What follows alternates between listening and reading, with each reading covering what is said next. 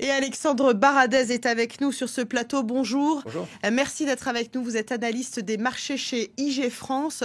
On regardait ce sujet sur le système interbancaire SWIFT. Est-ce que cela pourrait être efficace de prendre une telle sanction, d'exclure la Russie de ce système interbancaire? Oui, ce serait efficace et c'est un petit peu l'arme nucléaire des négociations. Il y a deux gros pans que les alliés sont en train d'évaluer. C'est la question de l'accès au système SWIFT et la question d'un embargo ou de mesures restrictives sur la partie énergie, dont on sait que c'est une très grosse partie des revenus de la Russie.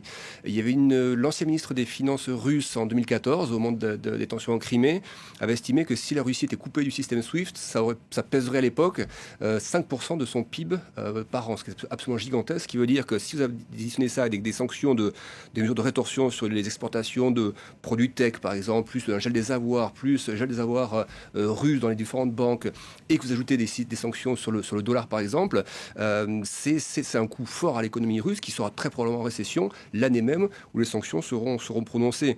Donc on voit que tout le monde manie ça avec beaucoup de précautions parce que on voit que les voix en Italie, par exemple, ce matin, comme Mario Draghi a dit, il faut se préparer à une crise de l'énergie et voir comment on va commencer à moduler éventuellement les sanctions et voir l'impact que ça aura sur l'économie. Donc tout le monde a bien conscience que si on va sur ce créneau-là, derrière, l'Europe doit se préparer effectivement à subir une crise énergétique temporaire. Oui, parce qu'on sent bien qu'au sein de l'Europe, il n'y a pas de consensus autour de cette exclusion de la Russie du système SWIFT. L'Allemagne, par exemple, est très dépendante du gaz russe. Expliquez-nous cette dépendance par rapport au système SWIFT, parce qu'on doit payer en fait les importations de gaz via ce système, c'est Exactement, ça. Tout ce qui est livraison et règlement se passe par ce système-là.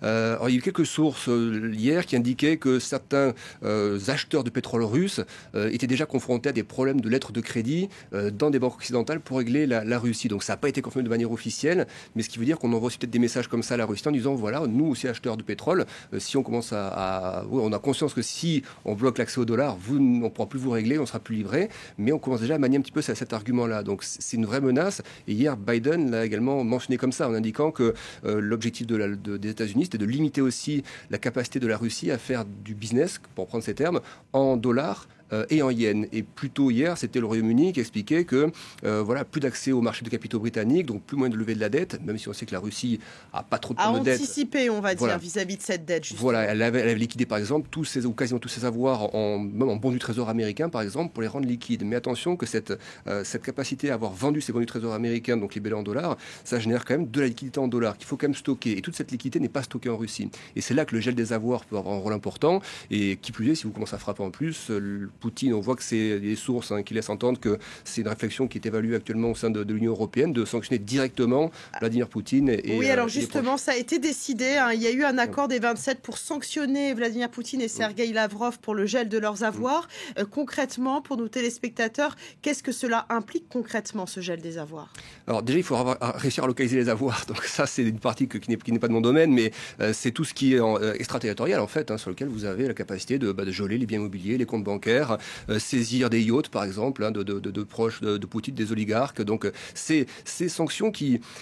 on entend parfois les contre-arguments dire oui, mais cette sanction-là n'est pas efficace. Par exemple, dire la Russie ne peut plus lever de capitaux ou ne peut plus se financer sur les marchés de capitaux. Oui, elle a une dette qui est faible, mais c'est si vous additionnez toutes les sanctions là que c'est efficace. C'est-à-dire, si vous additionnez gel des avoirs, incapacité de lever de la dette, incapacité de faire du business en yens, en livres, en dollars, c'est l'accumulation de tout ça qui fait qu'à un moment donné, vous allez acculer l'économie russe et qu'à un moment donné, vous allez devoir ramener la Russie à la table des négociations.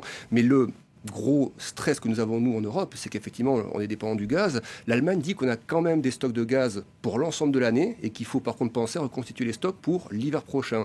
Donc, et ça se fait en été? Ça se fait en été, mais ça peut aussi dire qu'on a quand même le temps de faire venir du gaz naturel liquéfié, par exemple, ce qui a été fait déjà un petit peu en amont, mais il n'y a pas les infrastructures. C'est très clair en Allemagne, par exemple, il faudra 2 à 3 ans, c'est ce qui est estimé, pour construire un schéma d'infrastructure pour rendre ce gaz liquéfié opérable et opérationnel sur l'Allemagne. Mais à un moment donné, effectivement, l'Europe va devoir faire des choix aussi stratégiques et on est confronté. Et pour bien comprendre toutes ces sanctions qui sont prises, elles vont avoir un effet immédiat ou on verra cela sur plusieurs mois? Et donc, du coup, est-ce que la temporalité n'est pas la même sur les sanctions et sur le terrain en Ukraine? Oui. Alors, c'est ça qu'on estime que les premières sanctions, là, typiquement gel des avoirs, etc., des avoirs de banque, ça commence ou tout ce qui est restriction d'exportation de produits high-tech ou de composants également pour tout ce qui est industrie d'extraction en fait, de matières premières, ça va commencer à se mesurer sur quelques semaines. Donc il faudrait quelques semaines pour mesurer ça.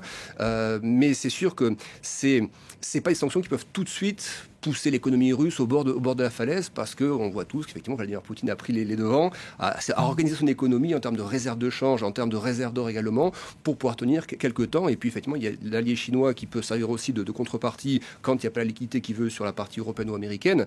Et d'ailleurs, c'est pour ça que là, on regarde aussi du côté de la Chine, on écoute un peu là derrière le propos du président chinois. Il y a un petit peu de tout. On voit qu'il reconnaît la souveraineté de l'Ukraine au niveau de la Chine, mais le président chinois a dit qu'en gros, il soutenait quand même l'action de la Russie. Il n'y a pas de condamnation ferme. Il n'y a pas de condamnation, c'est-à-dire qu'on n'accepte pas non plus forcément l'aspect militaire, mais la Chine dénonce les mesures unilatérales prises. Voilà. Donc la Chine est entre les deux, parce qu'il faut quand même bien voir que la Chine n'a pas non plus intérêt à ce que ça aille trop loin, parce que la Chine a ralenti son économie volontairement avec une politique zéro Covid par rapport aux Jeux Olympiques et notamment, et que c'est dans cette phase post-Jeux Olympiques où elle a besoin que son économie se redéploie assez rapidement, elle a besoin d'un moteur export qui est très fort. Et si la crise russe commence à entraîner l'économie mondiale dans une phase récessive, ce qui est un risque, une des victimes collatérales, et pas des moindres, sera la Chine. Donc il y a aussi un intérêt pour la Chine, d'un point de vue économique, sortie des Jeux Olympiques, sortie de phase Covid assez intense, d'avoir un moteur export très fort, sachant que son économie domestique est fragilisée par un secteur immobilier qui est assez malmené en ce moment.